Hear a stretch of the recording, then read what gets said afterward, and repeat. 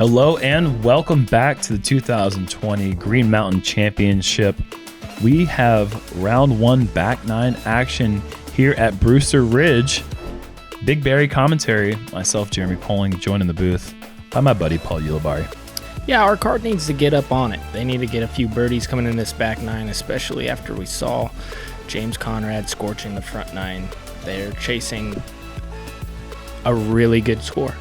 8 under on the front nine from James Conrad. Kind of hard to imagine shooting that well. A slew of players at 4 under par. A couple guys at 5 under par, and this card has one player who played a bogey-free 2 under par. So the action on the card, sometimes when the vibes are not grooving well, it's so difficult to pick yourself up.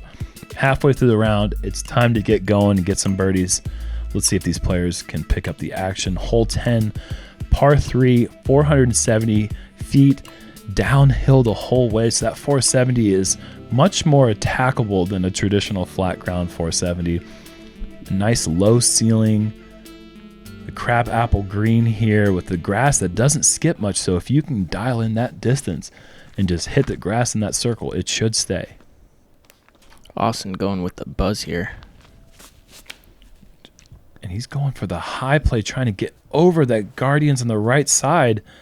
Not a bad play. Doesn't. Okay, but he's still pretty much bit off the entire distance. Not that you're playing this hole for par, but a missed shot that yields a par is not a bad. And this hole play is so height specific. You have to catch the angle right, but the height is the most important thing after hitting the gap, of course. Yeah, don't throw it sideways. Get the height at just under 10 feet. I feel like this is so good. Yeah. If this drifts ever, just never quite fought its way back. I feel like mid-range on this hole, when I see people do that, that's a bit ambitious. And they need to calm down. Yeah, that's a Drew Gibson play that is viable. Other people need to throw fairway drivers. Stop making me feel bad. Oh, this is so pretty. And this is fairway driver. And I thought that for a second needed to slow down, but it actually also came up short. This tee pad was moved back about 70 feet a few years ago. Before, it was a bit more of an ace run, and now it really takes a full throw the whole way. It made the hole a lot tougher, and it really feels so much more rewarding to get that birdie too. Austin apologizing to the camera for not running that. You're forgiven. Very, very considerate player. A good effort from Chris. That needs to sit down. Little roll action, but that's still a pretty short par cleanup.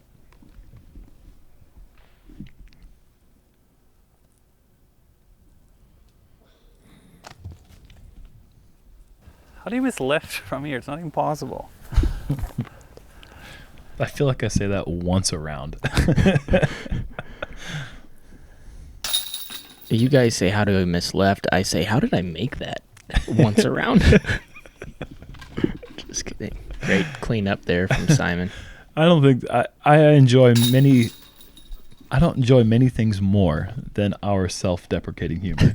Like, this doesn't just happen on commentary. This is like Paul and I at all times. Really is a glimpse into our day-to-day conversation.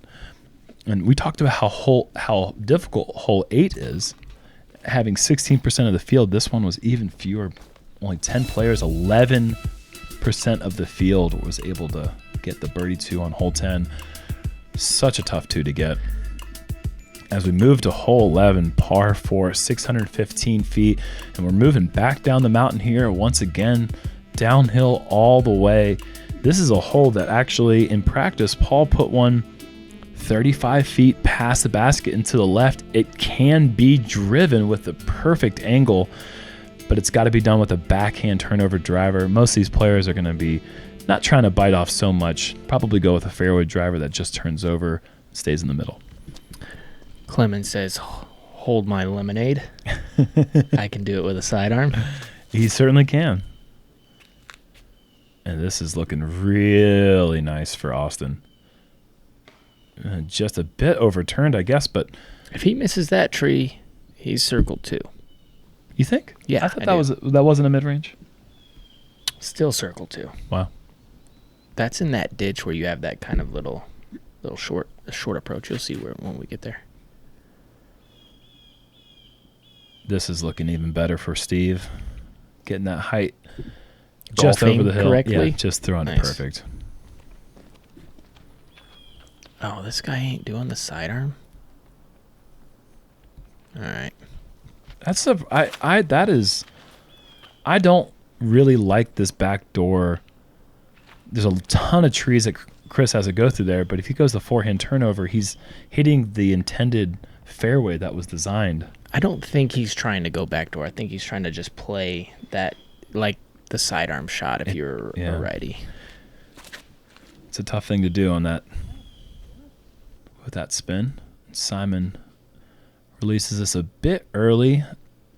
Fought through, though. He'll have some sort of Yeah. crazy little upshot.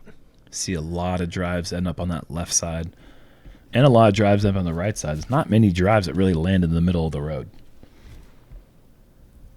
Chris has to get a bit. No, we were talking about that. This is a tough one to score a fairway hit. Mm-hmm. Yeah, anywhere near the fairway and you feel very accomplished. You almost have to make it to circle 2 to hit the fairway. Yeah, it is. It's kind of strange in the way that it just is designed in a way that you're almost scrambling even with a perfect tee shot. Simon's going to have to scramble after 2 throws. He is still in the woods.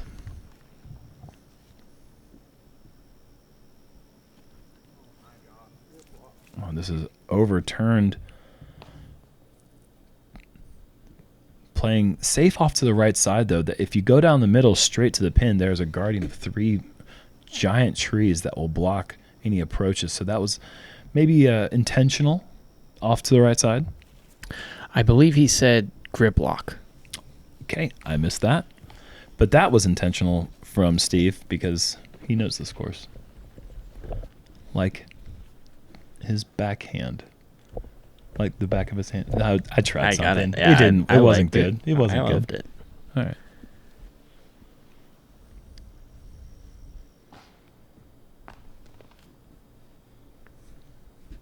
And that's a good approach for Austin. That'll be 27 feet left for the birdie. Dan, don't bother. Just get ready to sneak by.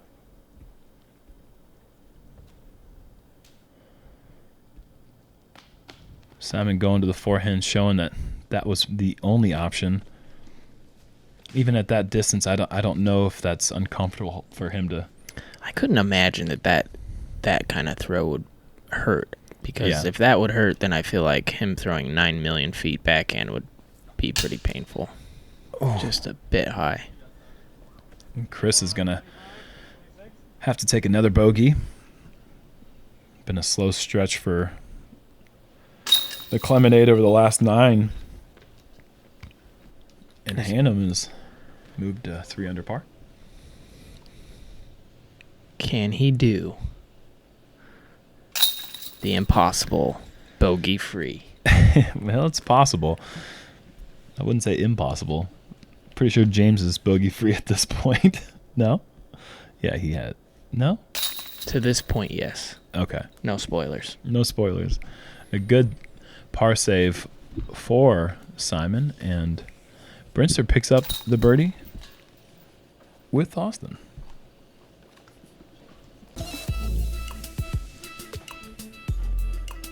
Hole 12, par 3, another tee pad that was moved back about 40 to 50 feet within the last couple of years. Players are going to go with a backhand mid-range or fairway driver, push this right side tree. That tree that we just passed right there is the one that you're trying to beat, and then have the disc just naturally drift down the hill into the green. A lot of rocks that can stop you from skipping all the way to the pin. Feels really good to pick up a 2 on this one.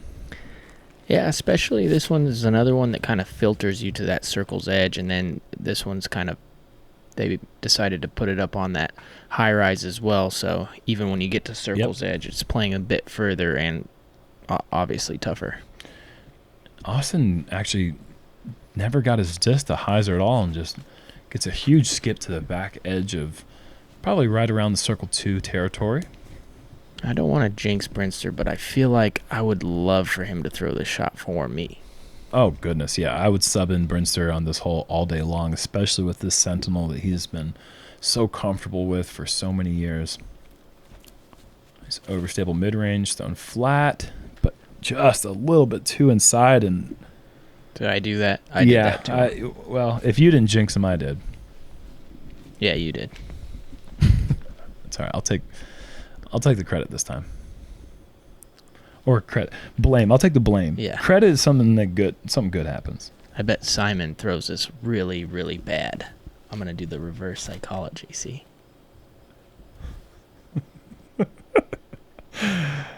I don't know. Not very many people have ever tried what I just did.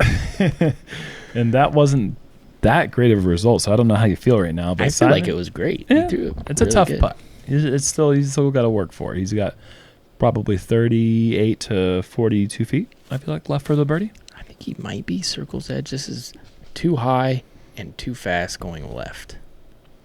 And that could be a very difficult par save for Chris. No telling where this one landed.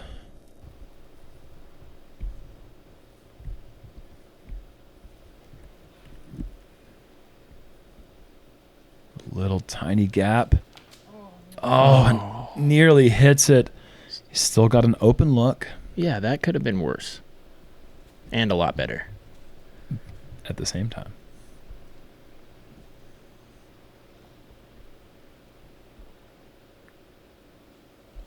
Brinster got all the way to pin high.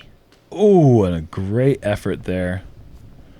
That's, I believe, one of Brinster's old Omegas that he's had forever, and it's just the disc is just so understable. You could not throw that. You couldn't play catch from 100 feet with that thing. Austin just having to pitch up, have a tap in slam dunk par.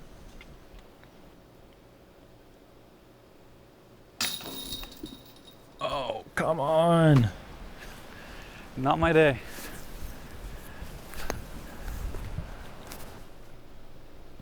Not yet, it's not.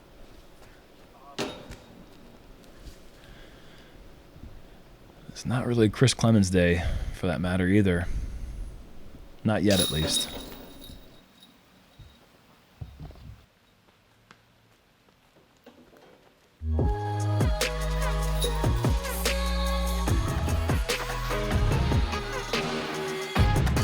Stepping into the daylight, I'm on fire. I'm adding that to my iTunes library. I don't even have iTunes, but I'm going to find a way to make it happen. Hole 13, par 4, 565 feet. Turnover backhand or flip up forehand. Actually, you don't even need to really flip it up. You can take a stable driver and just smash on this one back edge of the fairway. You're just trying to skip down the hill. That bridge is an excellent distance marker. Anything near that bridge in the middle of the fairway is a superb tee shot. Setting up an approach to this pin, which instead of moving the tee back, they moved the pin back a few years ago. Just a little bit farther back in this nestled wooded area. And this is the point where I feel like one of these players needs to start separating themselves from the rest of the group. Yes, this is excellent. These scores are definitely not the best that we've seen. And so with this stretch, I've seen a lot of people go on nice little birdie streaks to finish their tournament. And I'm looking to see which one of these players is going to do that. Or if all of them are. And Austin's going to have a great chance to pick up a birdie. Looks like Steve is lining up the road roller.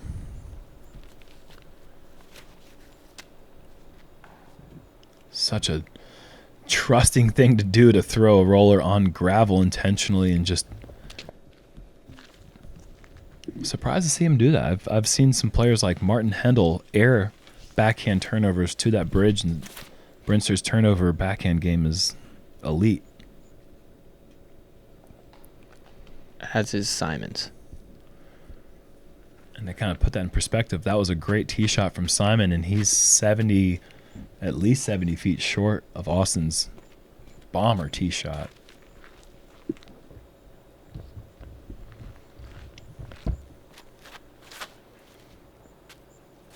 Hurry. Actually, not a bad kick.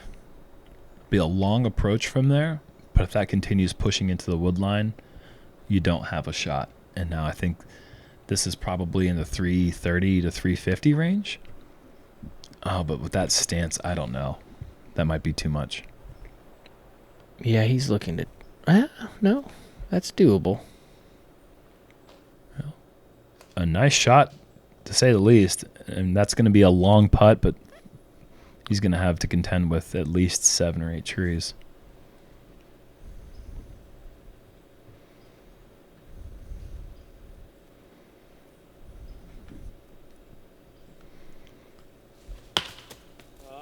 Oh, no.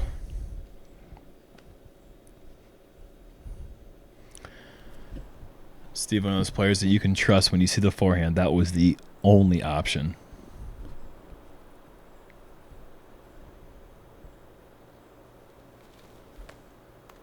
And look at this.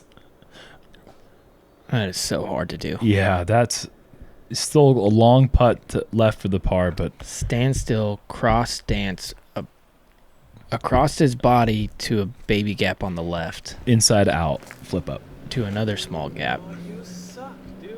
What the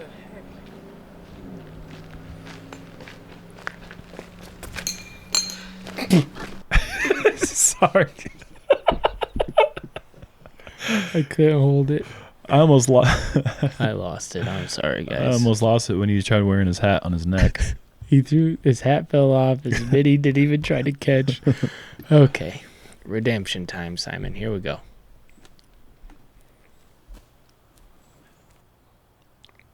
Oh, a great effort. Austin, man, that's a... He's going to want to make this one after that tee shot. So good. He's the par guy. Yeah, he really is. Still bogey free, but only 3 under through the first 13 holes. There's one of those 8 trees that he caught. Beat the first 7. Yep.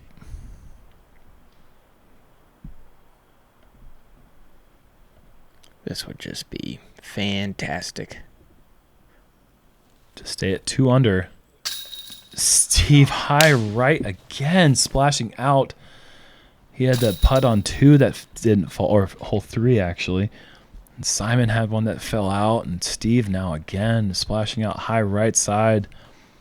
Yeah, combined 4 inches to the group, and they might be 5 strokes better. Yeah, just as a game of inches, especially on this course with just so many narrow trees. The kicks that you can get on these skinny trees, it's so hard to predict. And that's what, as you mentioned on the front 9, you can get such a different round from round to round. Each time you play this course, it can just be a completely different story. And right now, I'm sure all these guys are hoping that when we come back to this course in round 3, that it'll be a different story for them. As we move to hole 14, I believe this is the second easiest hole on the course. Par 3, 255 feet up the hill. Finally, the course kind of gives you a bit of a reprieve, an opportunity to get a birdie and start getting that flow moving in. Hopefully, you pick up the 2 here and move on to those last 4 holes with a little bit of momentum.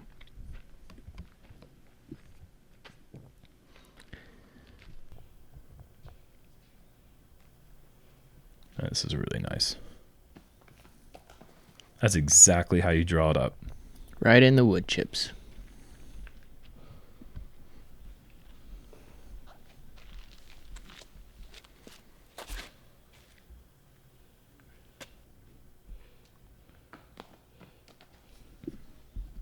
Almost in the chips. Not quite. That's a birdie, though. We can say good shot.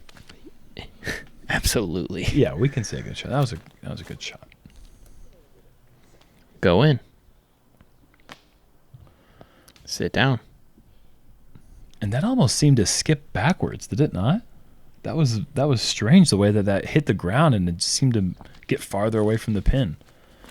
He's probably thinking the same thing. Yeah. Wood chips? No. Oh, so close, Steve. Those are great. Those are 3 great shots, 4 really good shots. 2 good shots and 1 great shot. Sorry. And then Chris Who can hit for the this star here? frame. No star frame. Got a line at it. It can get pretty tricky down there as well. Chris is just on a birdie drought right now. He is just grasping at whatever he can. Please give me something coarse. I'm trying so hard, and he's really putting it all out there and just not quite getting the results he's looking for. A few holes left to go. He can still shoot under par. I love how this course is a course of patience. It really tests your patience and your mental fortitude. Yeah, in that way it plays not as difficult, but the mentality is similar to Northwood Gold. Right.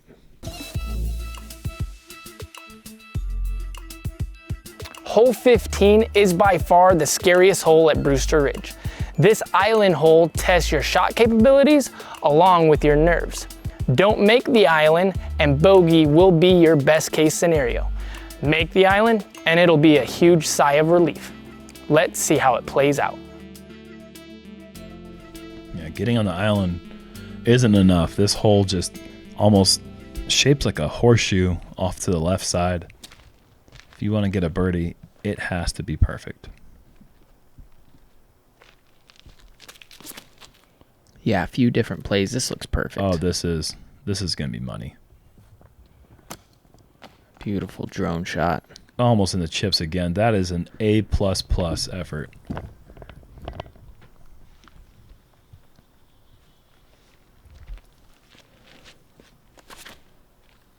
This hole is so difficult. I've even seen people just pitch up sidearm Mhm. just to Make the island. Make the island and then go from there.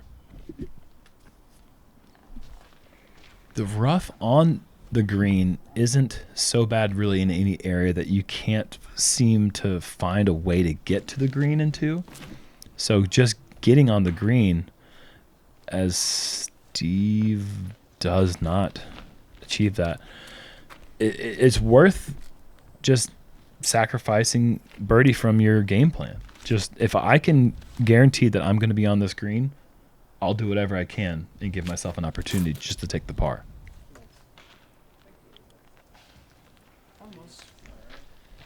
And say if there's one spot that you don't want to be in, it's early left and maybe that far right side that I think Chris is going to be in. And this is no gimme from here. It's almost like a little kind of testy par 2, 3. you Yeah, know? sure, yeah. Like you'd see this on a course somewhere where you're Mhm. like, oh, this'll Well, go. I think it's a short pad. Oh, well, yeah. Yeah, that so you makes would see it sense. on this Yeah, course. You could see it right here. And that's a good approach from both Steve and Chris.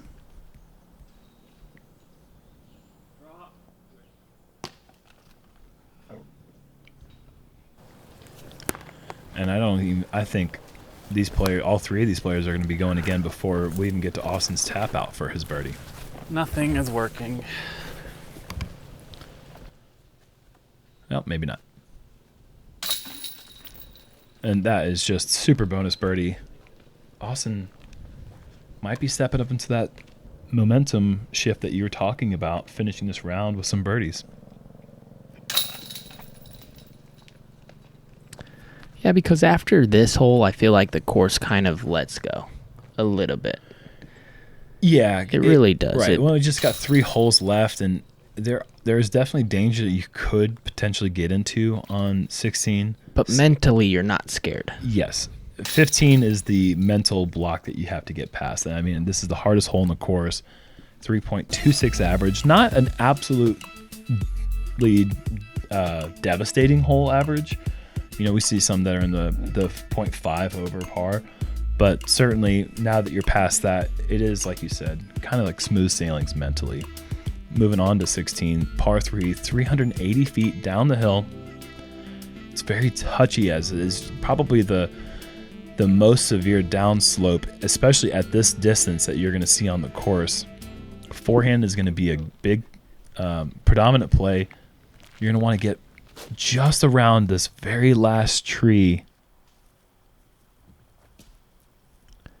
Yeah, and the way the drone flew, that's not the gap. You want to go around Right, to the the outside. back side of those trees, actually, and then with something stable. Now, Simon's going to be throwing backhand, so he's going the drone route. Yeah, drone route. And this is looking really nice. He's still going backside as well. No, that goes Oh, inside. yeah. And that's wood chips right there, Simon. You just have, again, you're playing a game of dice if you're going the inside route. This is looking really nice from Chris. I'm so surprised that this one hasn't gotten aced on film yet. I feel like it just kind of filters. Yeah, I mean, filters into you're just hoping to get one down there. So it's not like you're trying to put the brakes on. You're just trying to get something through this gap. And sometimes the basket just gets in the way for something like that. And that's as good as you're going to see backhands that. thrown on this hole. Wow. Steve with a standstill. And that's obviously a move that he has spent so much time in his career working on, that type of shot just like that, and that's going to be a tap-in. That'll bring Steve to 2 under par. Mm-hmm.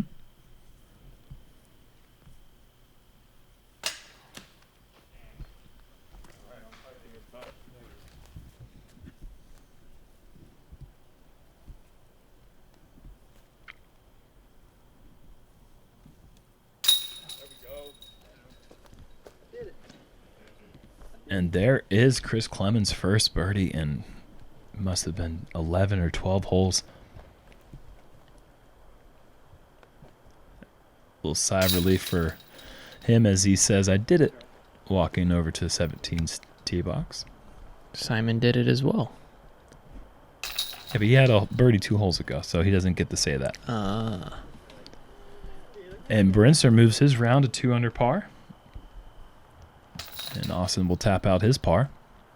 Still bogey free, the only player maybe on the course to do so far. Hole 17, par 4, 545 feet down the road.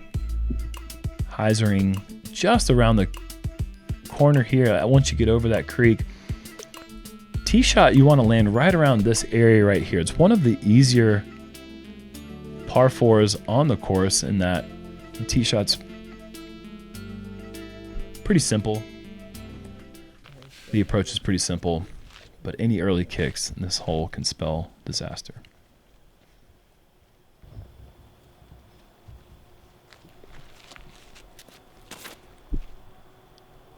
Simon pulls this. This is actually kind of a rare mistake. You see most people kind of miss left trying to push around that corner.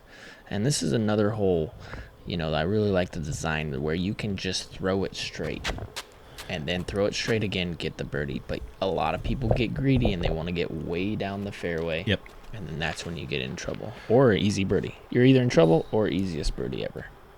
This hole sets up, if this were the event this were the course that we were finishing on, 17, if you needed an eagle, could potentially offer that, and that this tee shot sets up the angle, at least, for that big aggressive flip up driver shot to get into that 60-foot range. But we will be finishing this event at Fox Run Meadows on Sunday. And there's that kind of little Oh, great kick. That puts him into birdie position. You kick left there, gonzo. I feel like this is a drive that I really like Austin's chances of going around the corner. The way that he throws the disc, it just seems to be very comfortable on shots like this. He's throwing a buzz, though. Oh, I thought that was a driver. No, buzz. Okay, and that's kicked off left. I thought he had a force in his hand.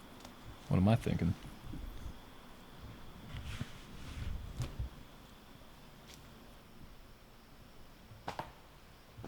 Okay.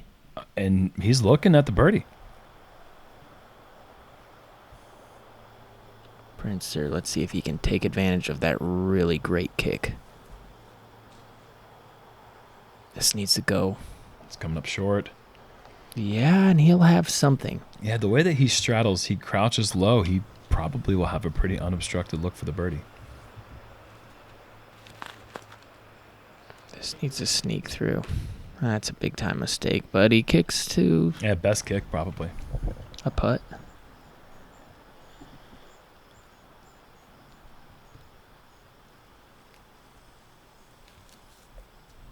And look at that gap Simon having back Hey! there.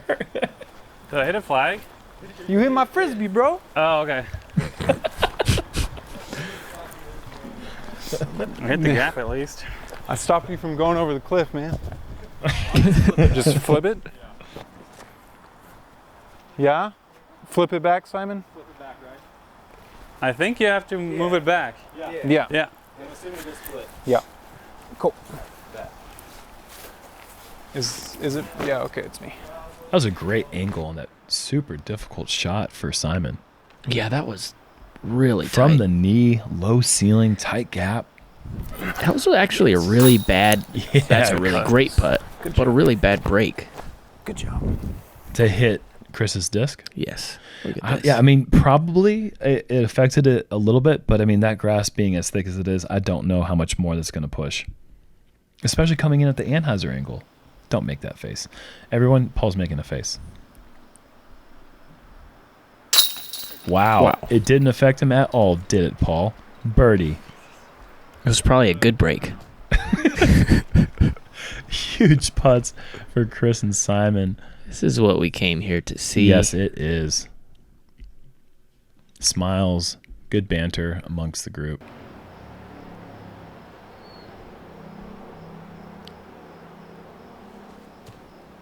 Brinster with a step putt, just a bit short.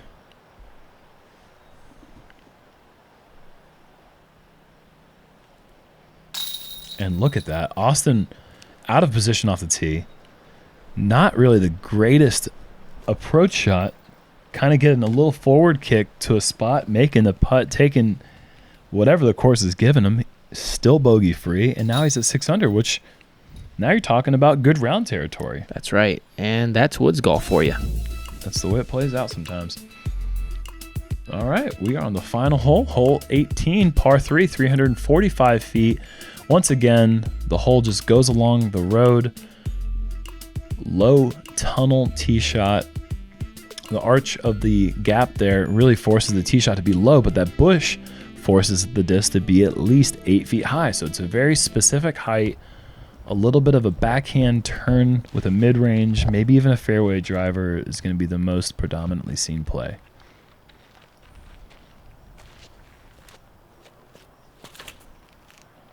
Stable. What? I'm so confused. I don't know my discs at all. That's the problem.